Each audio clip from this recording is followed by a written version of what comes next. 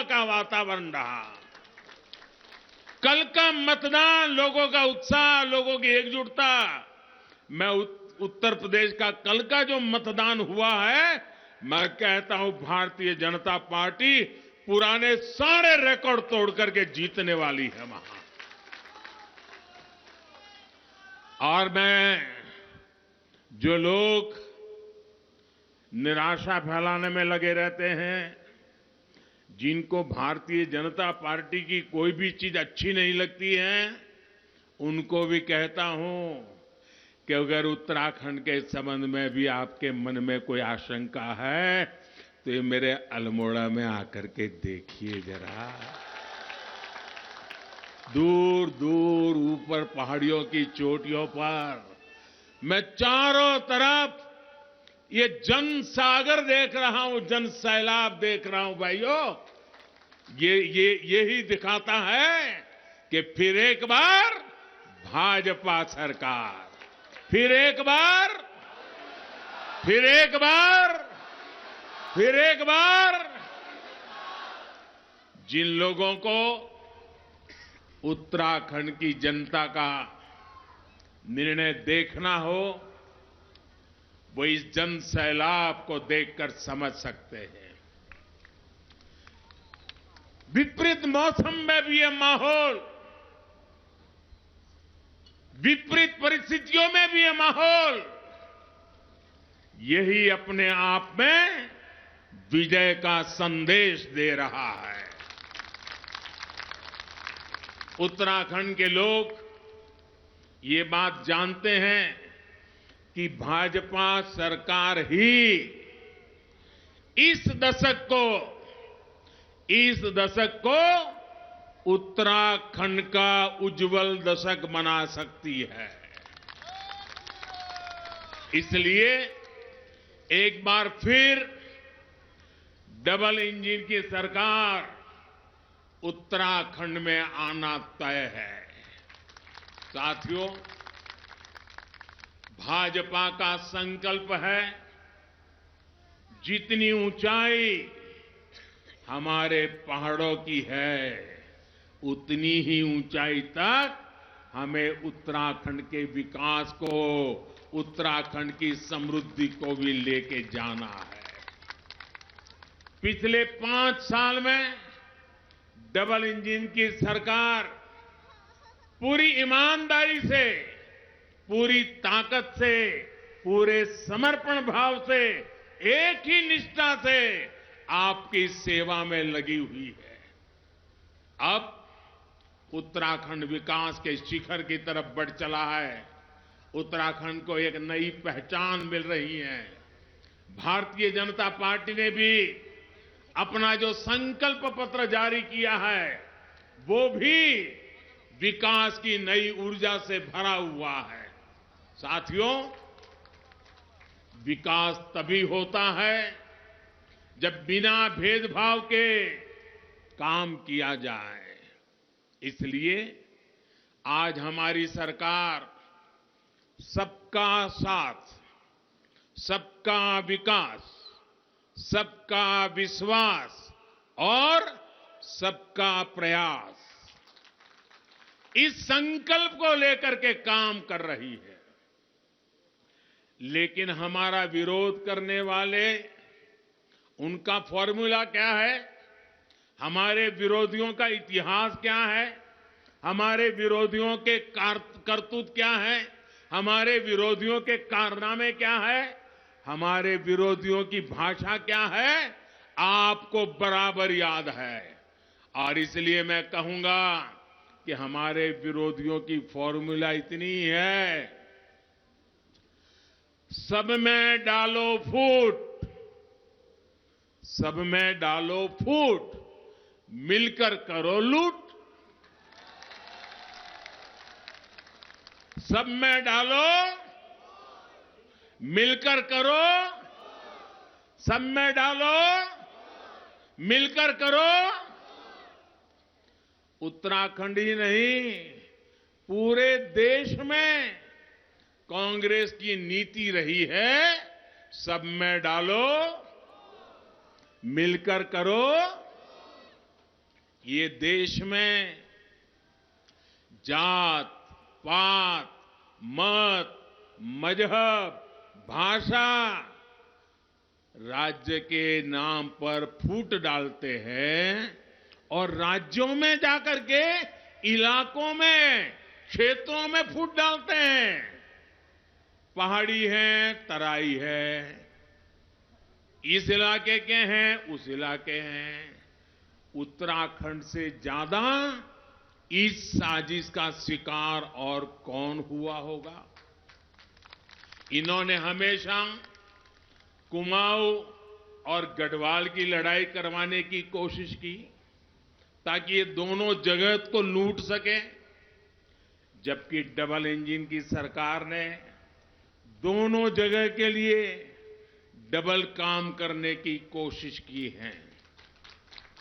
चाहे तराई का क्षेत्र हो, चाहे पहाड़ी क्षेत्र हो, चाहे कुमाऊं हो, चाहे गढ़वाल हो, हमारे लिए तो पूरा उत्तराखंड देवभूमि है। यहां का एक एक बच्चा हमारे लिए देवतुल्य है। हमारी यहां की माताएं हमें आशीर्वाद देती रहती है।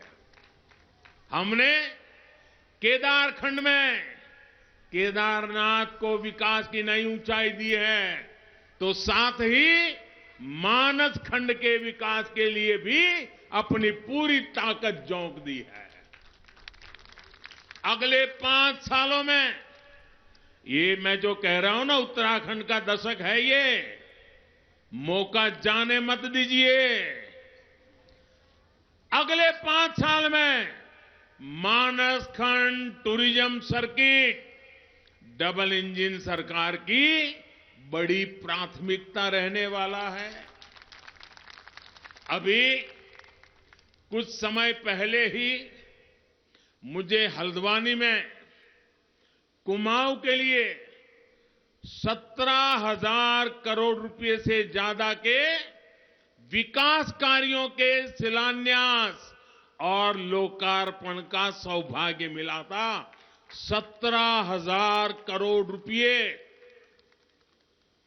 और ये सिर्फ घोषणा नहीं, जमीन पर उतारने वाली बात मैं बता रहा हूं। ये विकास कार्य पूरे कुमाऊं क्षेत्र के लिए पर्यटन और रोजगार की असीम संभावनाएं लेकर आएंगे। 4 धाम ऑल वेदर रोड प्रोजेक्ट का लाभ टनकपुर पिथौरागढ़ सेक्शन से में भी मिलने वाला है। साथियों, आज उत्तराखंड में आपसे वो लोग वोट मांगने आ रहे हैं जिन्होंने कभी उत्तराखंड के सामर्थ्य पर विश्वास नहीं किया। भारत में हमने दुनिया का सबसे बड़ा वैक्सीनेशन प्रोग्राम शुरू किया। पूरे देश ने देखा उत्तराखंड उन राज्यों में शामिल हुआ जिसने सबसे पहले 100% पहली डोज का रिकॉर्ड बनाया और टीके पर टोका टोकी करने वाले ये लोग क्या कह रहे थे, आपको याद है ना? हम उत्तराखंड के दूर दूर पहाड़ों में रहने वाले लोगों की जिंदगी बचाने के लिए एक दिन रात और दिन एक कर रहे थे, जबकि हमारे विरोधी लोग क्या कहते थे, कैसी अफवाहें फैले थे, कैसी निराशा लेकर के घूम रहे थे। ये कहते थे कि पहाड़ों पर एक गांव तक वैक्सीन पहुंच ही नहीं सकती है, हर एक गांव तक पहुंच ही नहीं सकती। उत्तराखंड पर इतना अविश्वास है इन लोगों का, क्योंकि उन्होंने कभी इतना बड़ा काम किया ही नहीं है, वो सोच ही नहीं सकते। जबकि भाजपा सरकार उत्तराखंड के लोगों को कोरोना से बचाने के लिए दिन रात मेहनत करती रही।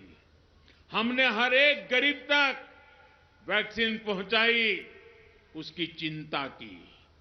चाहे बर्फबारी हो, सामने नदी नाले हो, प्राकृतिक आपदा के घटनाएं हो, सब संकटों को पार करके, सब कठिनाइयों को पार करके हमारे परिश्रमी हेल्थ वर्कर्स गांव-गांव तक पहुंचे, ज्यादा से ज्यादा लोगों का जीवन बचे, इसी लक्ष्य के साथ हमने काम किया। मैं हमारे युवा मुख्यमंत्री श्रीमान धामी जी को, उनकी पूरी सरकार को और उनके सभी कर्मचारियों को आज हृदय से बहुत बहुत अभिनंदन करने आया हूं, उनका धन्यवाद करने आया हूं। उन्होंने उत्तराखंड के नागरिकों की जान बचाने के लिए अपने जीवन की परवाह नहीं की, दूर दूर पहाड़ चढ़ करके भी उन्होंने वैक्सीनेशन का काम पूरा किया। यह छोटा काम नहीं है दोस्तों। पहले हमारे देश में एक एक वैक्सीन को लगाते लगाते 40-40 साल लग जाते थे। साथियों, यही लोग कहते थे कि पहाड़ों पर सड़कें बनाना आसान नहीं है, इसलिए यहां तो ऐसे ही चलना पड़ता है। लेकिन आज उत्तराखंड में चारों धामों को जोड़ने के लिए ऑल वेदर रोड का काम चल रहा है। जहां ये सड़क को मुश्किल बताते थे, वहां आज पहाड़ों पर रेल भी पहुंच रही है। ऋषिकेश कर्णप्रयाग परियोजना का काम तो चल ही रहा है। टनकपुर बागेश्वर रेल लाइन का सपना भी आने वाले समय में जरूर साकार होगा और हम ही पूरा करेंगे। इस परियोजना के बारे में सबसे पहले अंग्रेजों के समय में सोचा गया था। आप सोचिए, जब देश गुलाम था ना, तब इसकी चर्चा हुई थी, लेकिन अंग्रेजों ने भी कुछ नहीं किया, बातें की। कांग्रेस वालों ने भी कुछ नहीं किया, बातें की। लेकिन हमने तय किया है, इन सपनों को हम साकार करके रहेंगे। बस आपके आशीर्वाद चाहिए, उत्तराखंड के आशीर्वाद चाहिए। अब बीजेपी सरकार कुमाऊं क्षेत्र के लिए महत्वपूर्ण इस रेल परियोजना पर काम कर रही है। इसी तरह दिल्ली आने जाने के लिए अब देहरादून दिल्ली एक्सप्रेस वे बनने जा रहा है। इससे यात्रा का समय भी घटेगा और उत्तराखंड का विकास भी गति पकड़ेगा। ये उत्तराखंड की असली ताकत है और इसीलिए बड़े आत्मविश्वास के साथ कहता हूं, और मैं यहां के हर इलाके से परिचित हूं। इस भूमि के साथ मेरा विशेष नाता रहा है, ये आप सब जानते हैं।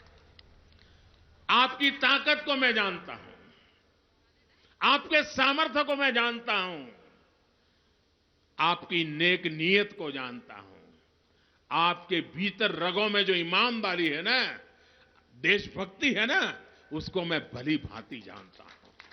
और इसलिए मैं कहता हूं कि ये दशक उत्तराखंड का दशक है। साथियों, डबल इंजन की सरकार के लिए, मेरे लिए उत्तराखंड का विकास सर्वोच्च प्राथमिकताओं में से एक है। अभी आपने इस बार के बजट को देखा होगा, हमने उत्तराखंड को ही विशेष ध्यान में रखते हुए एक योजना बनाई है, पर्वतमाला परियोजना। हिंदुस्तान में पहली बार पर्वतमाला परियोजना की कल्पना आई है किसी को, और योजना बनकर के आज आपके सामने आया है। वरना उनको तो लगता था भाई पहाड़ों के वोट कहां होते, एक आध दो एमपी होते हैं, छोड़ो यार क्या जरूरत है। यही किया उन्होंने। हम कितने एमपी हैं, कितने एमपी नहीं है, इसके आधार पर नहीं चलते हैं। हमें तो एक नागरिक भी होगा ना, उसकी भी चिंता करना, इसको हम हमारा कर्तव्य बनाते हैं। इस योजना के तहत पहाड़ों पर आधुनिक कनेक्टिविटी और आधुनिक इंफ्रास्ट्रक्चर का विस्तार किया जाएगा। आधुनिक सड़कों और पुलों के साथ साथ आने जाने के लिए रोपवे भी बनाए जाएंगे। इसका लाभ उत्तराखंड के स्थानीय लोगों को तो होगा ही, साथ ही इससे देश की सुरक्षा में डटे सेना के हमारे जवानों को भी सुविधा बढ़ेगी। सीमा से सटे गांवों के विकास के लिए, ये सरहदी राज्य है, यहां का हर परिवार देश के लिए हिंदुस्तान में जिस कोने में जरूरत पड़े जाकर के अपना पसीना बहा रहा है, अपना खून बहाता है, मातृभूमि के लिए जिंदगी लगा देता है। लेकिन उसके सीमावर्ती गांव जो हैं, सीमावर्ती तहसील है, सीमावर्ती जिले हैं, उसको अनदेखा किया गया। हमने योजना बनाई है और ये सिर्फ मैं घोषणा नहीं कर रहा हूं, इस बार के बजट में लोकसभा के अंदर इसकी दस्तावेज रखा गया है, बजट के अंदर कहा गया है और हमारे अजय टम्टा जी के सूचन और सलाह पर इस बात को हमने लागू किया है। हमने अजय टम्टा जी जैसे हमारे सीमावर्ती क्षेत्रों के नेता हैं, उन्होंने बहुत विस्तार से इस बात को मुझे समझाया और उसी का परिणाम है कि आज हम इस योजना को लेकर के आए हैं। हमारे सभी इस सीमा पर रहने वाले, पर्वतीय क्षेत्रों में रहने वाले एमपी कितनी बारीकी से सोचते हैं, इसका यह उदाहरण है। इन सीमावर्ती गांवों के लिए हमने वाइब्रेंट विलेज ये योजना बनाई है। सीमा के आखिरी गांव तक रास्ते कैसे जाएं, सीमा के आखिरी गांव तक पानी कैसे पहुंचे, सीमा के आखिरी गांव तक बिजली कैसे पहुंचे, सीमा के आखिरी गांव तक ऑप्टिकल फाइबर नेटवर्क कैसे पहुंचे, वहां मोबाइल टावर कैसे चले, टीवी हमारा कैसे चले, ये सारी चीजें, और साथ साथ वहां रोजगार कैसे बढ़े। मैं पहले कहता था, हमने 70 साल तक देखा है पहाड़ का पानी और पहाड़ की जवानी पहाड़ को काम नहीं आती है, मुझे इसको उलट कर देना है। पहाड़ का पानी भी पहाड़ को काम आएगा, पहाड़ की जवानी भी पहाड़ को काम आएगी, उत्तराखंड का भला करेगी। और इसके लिए हमने विशेष अभियान चलाया है। इतना ही नहीं, हमने बॉर्डर के जो डिस्ट्रिक्ट हैं वहां एनसीसी स्कूलों में चालू करने का निर्णय किया है। इसके कारण हमारे नौजवानों की एक स्पेशल ट्रेनिंग होगी, अपनी कैरियर के लिए काम आएगा।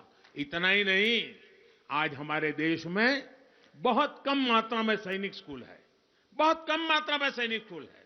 हमारे युवा नौजवान, पढ़े लिखे नौजवान ऊंचे पदों पर जाने की क्षमता रखते हैं, उनको तैयार करने के लिए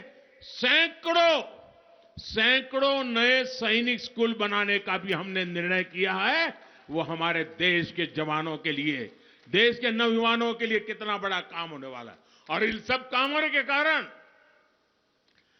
गांवों से जो पलायन होता है, सीमा के गांव जो खाली हो जा रहे हैं, उसको रोकने में, उसको वाइब्रेंट बनाने में, टूरिस्टों की वहां आना जाना शुरू करने में हम आगे बढ़ने वाले हैं।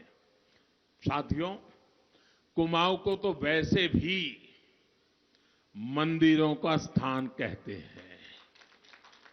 यहां की खूबसूरती, यहां की प्राकृतिक आभा किसी दैवीय आशीर्वाद से कम नहीं है। अल्मोड़ा का कटारमल सूर्य मंदिर ही लीजिए। अगर इस पर ध्यान दिया गया होता, ओडिशा के कोणार्क सूर्य मंदिर की तरह यहां भी देश विदेश से पर्यटक आते। हमने कटारमल सूर्य मंदिर को उसकी पहचान देने का संकल्प लिया है। स्वदेश दर्शन योजना के तहत हमारी सरकार कटारमल में काफी कार्य कर चुकी है। 10 मार्च को डबल इंजन की सरकार बनने के बाद इन कार्यों का और विस्तार किया जाएगा। यहां सुविधा होगी, विकास होगा, तो देश दुनिया से पर्यटक यहां आएंगे। इसी कारण आपकी राज्य सरकार धामी जी के नेतृत्व में Bharatiya Janata party home stay योजना उसको बहुत बढ़ावा दे रही है। और मुझे कुछ समय पहले वीडियो कॉन्फ्रेंस के माध्यम से ये जो होम स्टे चलाने वाले परिवार हैं, उन परिवारों से मुझे वीडियो कॉन्फ्रेंस से बात करने का मौका मिला था और मैंने देखा कि कितना बड़ा सामर्थ्य उनके अंदर आया है। कैसे होम स्टे की ताकत वो समझते हैं और कैसे अपने छोटे से घर में भी उन्होंने यात्रियों के लिए होम स्टे का पूरा व्यवस्था करके एक नया आर्थिक क्षेत्र खोल दिया है। होम स्टे पर्यटन और रोजगार के क्षेत्र में एक बहुत बड़ा उभरता हुआ व्यवसाय है और ये होम स्टे में सबसे ज्यादा सम्मान, सबसे ज्यादा कौशल्य हमारी माताओं बहनों का लगने वाला है। आप कल्पना कर सकते हैं, हमारी माताएं बहनें पहाड़ों में बहुत काम करती, पहाड़ों में माताएं बहनें जो काम करती है ना, वो शहर की महिलाओं को पता भी नहीं है कितनी मेहनत करती हमारी माताएं बहनें। 10 मार्च के बाद धामी जी की सरकार यहां के पर्यटन को बढ़ाने के लिए और तेजी से काम करेगी। कुमाऊं महान खोजकर्ता पंडित नैन सिंह और पंडित किशन सिंह की धरती है। उनकी विरासत को भी पूरे सम्मान के साथ आगे बढ़ाया जाएगा। साथियों, उत्तराखंड के लिए एक तरह से इस चुनाव का एक और महत्व है। आपको तय करना है। इतने सालों तक उत्तराखंड के नौजवानों में यही चर्चा होती थी, जाए तो कहां जाए, किस राज्य में जाएंगे तो वहां ठीक से बस पाएंगे, किस जगह पे जाएंगे तो कहीं रोजी रोटी मिल जाएगी। यानी 70 साल तक पुरानी सरकारों के जमाने में जब उत्तर प्रदेश का हिस्सा थे तब भी, अलग उत्तराखंड बना तब भी पलायन यही एक मुख्य मुद्दा रहा। पलायन पलायन पलायन। ये चुनाव पलायन को पलटने वाला, पर्यटन को बढ़ाने वाला चुनाव है जी। आपको तय करना है कि इस चुनाव में पर्यटन को बढ़ावा देने वाले लोग चाहिए कि पलायन को बढ़ावा देने वाले लोग चाहिए। उत्तर प्रदेश के लोग कहेंगे अब पलायन बंद होना चाहिए, पर्यटन होना चाहिए। अब जाएंगे नहीं, लोगों को बुलाएंगे, यहां का हमारा प्रकृति का दर्शन कराएंगे। एक तरफ पुष्कर सिंह धामी जी के युवा नेतृत्व वाली सरकार है जो पर्यटन, प्रगति, प्रकृति और रोजगार के लिए काम कर रही है। दूसरी ओर वो पुरानी मानसिकता है जिसने दशकों तक उत्तराखंड में पलायन के हालात पैदा किए। यहां पर्यावरण को नुकसान पहुंचता रहा, वो लोग पहाड़ों के संसाधनों का शोषण करते रहे, यहां गरीबों के पास रहने के लिए घर नहीं थे, पीने को पानी नहीं था, इलाज की सुविधा नहीं थी। मैं यहां आता था तो देखता था कि माता बहनों को सर पर बंठों में कितनी कितनी दूर पानी लाने जाना पड़ता था। मैं सही बोल रहा हूं ना माताएं? मैं सही बोल रहा हूं ना? बंठों को उठा उठा करके जाना पड़ता था और साथ में हमारे छोटे बच्चे भी डब्बे या छोटे से कुप्पे में पानी ढोते थे। ये दिन मैंने देखे हैं। लेकिन कांग्रेस के लोगों को इसकी चिंता नहीं होती थी। उन्हें उत्तराखंड से ज्यादा चिंता दिल्ली के दरबार की रहती थी। काली कमाई होती रहे, दरबार में पहुंचती रही और दरबार की कृपा आती रहे। और गरीब के साथ क्या होता था? उसे अपना गांव, अपना घर, अपने यार दोस्त, अपने रिश्तेदार, अपनी प्रकृति, अपना पहाड़, अपनी खुली जिंदगी सब कुछ छोड़ करके झुग्गी झोपड़ी में शहरों में जाकर के 2 टूक रोटी के लिए जिंदगी खपानी पड़ती थी। भाजपा की सरकार आने के बाद पहली बार पूरी ताकत से स्थिति बदलने के लिए काम हुआ। उनके समय में पहाड़ के जलस्रोत सूखे थे तो इसका ठिकरा ये प्रकृति पर फोड़ते थे। हम कुमाऊं की पाइपलाइन के रूप में जामरानी बांध का काम जल्द ही शुरू करने वाले हैं। हम जल जीवन मिशन के जरिए गांव-गांव, घर-घर पानी पहुंचा रहे हैं। उत्तराखंड में 8 लाख घरों को पानी का कनेक्शन दिया जा चुका है। 8 लाख घरों में नल से जल का काम हमने कर लिया है। इस बार के बजट में देश के गांव-गांव पानी का कनेक्शन पहुंचाने के लिए मेरी माताएं बहनें आप मुझे आशीर्वाद देते रहिए। 60,000 करोड़ रुपया हम खर्च करने वाले हैं ताकि मेरी माताओं बहनों को पानी लाने के कष्ट से मुक्ति मिले, वो नल चालू करे और घर में पानी आ जाए। माताएं बहनें मैं आपके लिए काम करता। धामी की सरकार दोबारा बनने के बाद जल्द से जल्द उत्तराखंड के हर घर को नल से जल योजना से जोड़ दिया जाएगा। हमारी किसी भी मां बहन को पानी के लिए भटकना नहीं पड़ेगा। आपका मोदीदा, आपका मोदीदा आपको ये विश्वास दे रहा है। साथियों, पहाड़ के जल स्रोतों को बचाने के लिए, पर्यावरण के लिए भी कई मोर्चों पर काम चल रहा है। कितनी ही पंपिंग परियोजनाएं दशकों से लटकी पड़ी थी, जिन्हें 2017 के बाद हमारी राज्य सरकार ने धरातल पर उतारा।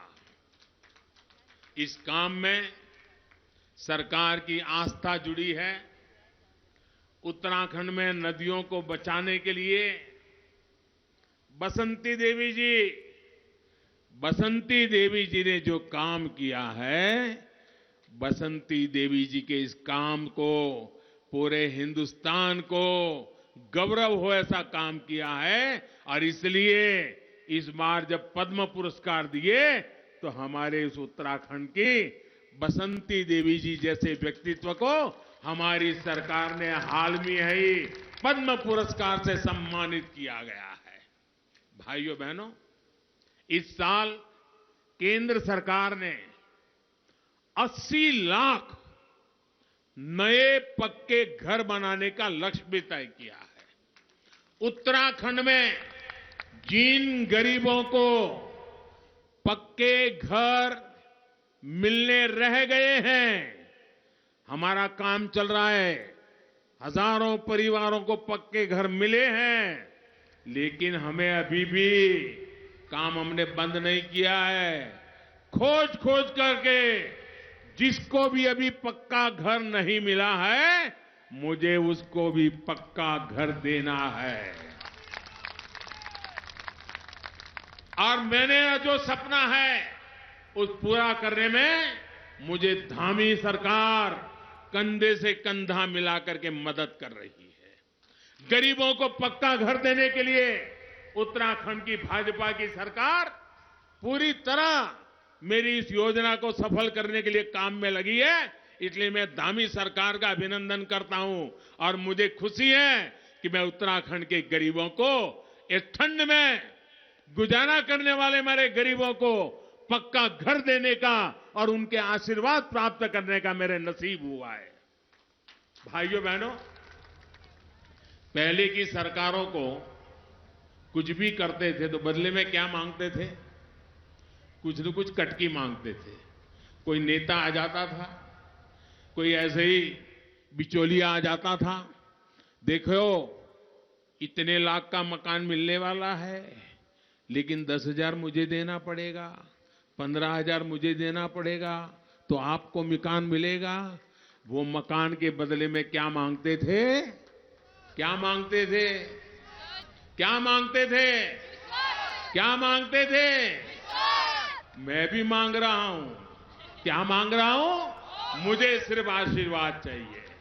मुझे सिर्फ आशीर्वाद चाहिए। माताओं बहनों, मेरे गरीब भाइयों बहनों, मैं सिर्फ आपके आशीर्वाद के लिए काम कर रहा हूं। मेरे लिए आपके आशीर्वाद काफी है। मुझे उससे ज्यादा आपके आशीर्वाद से ऊपर कुछ नहीं चाहिए। और जब आप कमल पे जाकर के बटन दबाते हैं ना, तो उस आशीर्वाद की ताकत भी बहुत बढ़ जाती है। और आप तो देखिए, हमारे यहां देखिए, यहां कमल है, यहां कमल है और यहां ब्रह्म कमल है। कमल और ब्रह्म कमल का नाता देखो। और इसलिए डबल इंजन की सरकार गरीब का दर्द समझती है, उसकी दिक्कतों को दूर करने के लिए दिन रात काम कर रही है। कोरोना संकट के समय में हमारी सरकार ने प्रधानमंत्री गरीब कल्याण योजना के जरिए मुफ्त राशन की जिम्मेदारी भी निभाई है। क्योंकि शहरों से लोग फिर अपने गांव चले आए, चारों तरफ मुसीबतें खड़ी हो गई, और मैं भले दिल्ली में बैठा था, लेकिन मेरा दिल इसी बात को पुकारता था कि इतने बड़ा कोरोना भले आया, 100 साल में ऐसी बीमारी नहीं आई, पूरी दुनिया में ऐसी बीमारी नहीं आई। लोगों की जिंदगी भी मुझे बचानी है, और लेकिन ये भी देखना है कि गरीब के घर में भी चूल्हा जलता रहना चाहिए। कोई बच्चा भूखा न मरे, किसी मां को आंसू न बहाने पड़े, घर में खाने की दिक्कत न हो। और इसलिए 80 करोड़ लोगों को पिछले 1-1.5 साल से मुफ्त राशन पहुंचा करके गरीब के घर का चूल्हा मैंने जलता रखा है। माताएं बहनें जब अपने बच्चों को थाली में खाना परोसती है ना, तो मुझे भी आशीर्वाद परोसती हैं। इससे बड़ा मेरे जीवन का सौभाग्य क्या होता है। स्वास्थ्य के लिए भी आज उत्तराखंड में, अभी अजय टम्टा जी बड़े विस्तार से बता रहे थे, मेडिकल कॉलेज से लेकर एम्स तक बनाए जा रहे हैं। पिथौरागढ़ में Babu Jagjivan Ram government medical college का उदाहरण आपके सामने है। हमारी सरकार ने अल्मोड़ा मेडिकल कॉलेज के इंफ्रास्ट्रक्चर में भी सुधार का काम किया है। राज्य में 5 नए डिग्री कॉलेजों का काम भी तेजी से आगे बढ़ रहा है। साथियों, प्रगति से लेकर पर्यटन तक विकास की इस यात्रा में अभी हमें बहुत आगे तक जाना है। हमारे सपने बड़े हैं, हमारे लक्ष्य बड़े हैं। इस पर हमें किसी भी हालत में वो पुराने वाली ब्रेक को वापस नहीं आने देना है। अगर वो आए तो समझ लीजिए ब्रेक लग गई। और क्योंकि मैंने देखा है ऋषिकेश कर्णप्रयाग रेल लाइन की बात दशकों पहले हुई, लेकिन 2014 तक इसको कोई पूछने वाला नहीं था। आपने जब मुझे 2014 में सेवा करने का सौभाग्य दिया तो हमने तेज गति से काम शुरू किया और 2017 में जब यहां डबल इंजन की सरकार आई तब तो मेरा काम करने का हौसला भी बुलंद हो गया, काम करने की गति भी बढ़ गई। और जो सोचते थे कभी पहाड़ों में रेल आएगी नहीं, आप देखना, आपकी आंखों के सामने देखोगे पहाड़ों में एक रेल नहीं अनेक रेल आने वाली हैं, इस क्षेत्र में भी आने वाली है।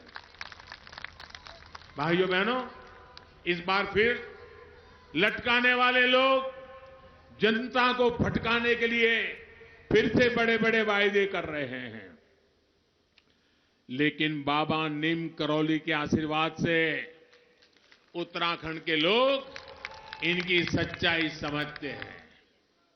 आप याद रखिए, इन्हें एक ही काम आता है, भ्रष्टाचार। बीजेपी की सरकार में ईमानदारी से विकास के काम हो रहे हैं। गरीबों के लिए चलने वाली योजनाओं का पैसा सीधे उनके खाते में जाता है। इनकी जेब नहीं भरेगी तो ये सड़क, बिजली, रेल का काम होने देंगे क्या? मुझे बताइए, काम चलने देंगे क्या? रोक देंगे कि नहीं रोक देंगे? आज जो काम चल रहे हैं, आपको लाभ हो रहा है, उस पर रोड़े अटकाएंगे कि नहीं अटकाएंगे? क्या आप आपका बुरा चाहेंगे क्या? क्या उत्तराखंड